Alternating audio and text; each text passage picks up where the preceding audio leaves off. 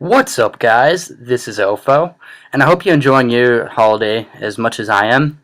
As you probably have noticed, I haven't posted any Black and White 2 matches on my channel, and that's because I actually don't have it. But by the time this is up, I should have White 2. After I get it, it'll probably be a little bit of time to actually play through the game, get the verse recorder, get the pail paddle, that stuff.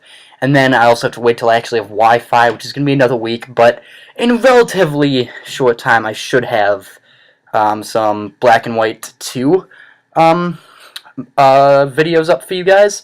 And hopefully that'll come by around the time where I get 50 subscribers. I'm one away, which would mean that could be like, I guess, my 50 subscribers special or something like that. But for today, I do have some Pokemon Showdown for you guys because I don't have access to actual Wi-Fi right now, so I decided to put this up for you. But I lead with my Slowbro. He leaves his Azelf. I do paralyze it because I guess I feel might as well as he sets up Stealth Rocks. I then switch out to my Houndoom so I can threaten him out. He gets fully paralyzed on the switch, but I would guess he went for nothing too pumpful. But I set up a sub as he goes to U-turn. Probably a bad play because that just means I lose health unnecessarily.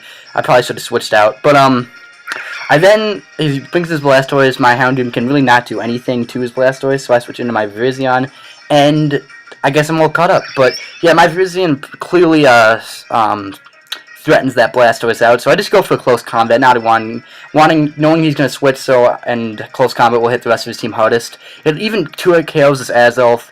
Of course, it is resisted, but Azelf, as you guys probably know, is pretty fragile, so it's not too surprising. But he brings in his Crocodile. I was kind of confused about this play because I do outspeed, and I do have that stab close combat, so I thought he might be Scarfed. So I switch into my Slowbro, but it turns out that he actually is Life Orbed, so unless I'm forgetting my speed tiers, I'm pretty sure I would have outsped there, but whatever. So I go into my Slowbro to take whatever he was going to go. I knew he wasn't going to go for a Dark type move because it's resisted. I then just stay in and take that Dark move. I am fully defensive, so I do take it and hit him with a Scald.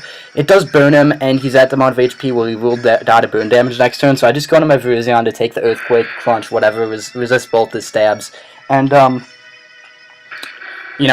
him die to his own flame, to his own burn. So this Arcanine I handle pretty badly. I first go into my Houndoom, because I thought he might go for, a fire attack, but he doesn't, and he goes for extreme speed. Probably made more sense. I then go into my Slowbro because I thought I could survive a Wild Charge from that range because it's non-stab, but I guess the Life Orb and it is pretty powerful, so I do die. So I then go into what I should have gone into in the first place, my Ambipom. Go for a Fake Out and double hit combo, which will take out this Arcanine, fairly handedly, because Ambipom is an amazing Pokemon with Silk Scarf. You guys should try it out. But it brings in his Rotom Heat. I know that if he's Scarfed, I'd be dying, and I can't want to KO him anyway, so I do switch out into my Nidoqueen. He goes for Sunny Day, revealing that he is 99% sure not Scarfed. He burns my Nidoqueen, switching up moves, so now he's clearly not Scarfed, as I do go for Smackdown. Now, I do go for Earthquake because he's now on the ground, his Levitate is negated, meaning that I can do super effective damage, which will do quite a lot, even if burned, because it's super effective and stab. But he goes into his Blastoise to take that. He doesn't go for Scald, which is stab because the sun is up, and I take that Ice Beam very well because I am specially defensive. I then go for a Toxic, and I do get that Blastoise Toxic, which is actually going to be really helpful later down the road. So now I go into my Zapdos, who takes Stealth Rock damage, which isn't, ideal, but I do take that Scald really well because it is in the rain, and Blastoise isn't exactly offensive. That Blastoise clearly isn't offensive.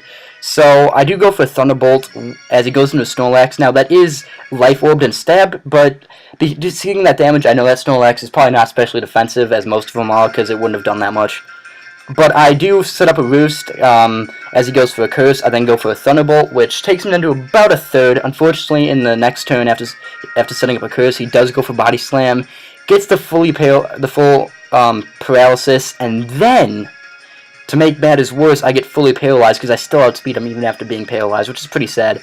I do get one last hit off after he goes for Rest, which, he should be dead right now if it wasn't for that kind of lucky series of plays for him, but whatever.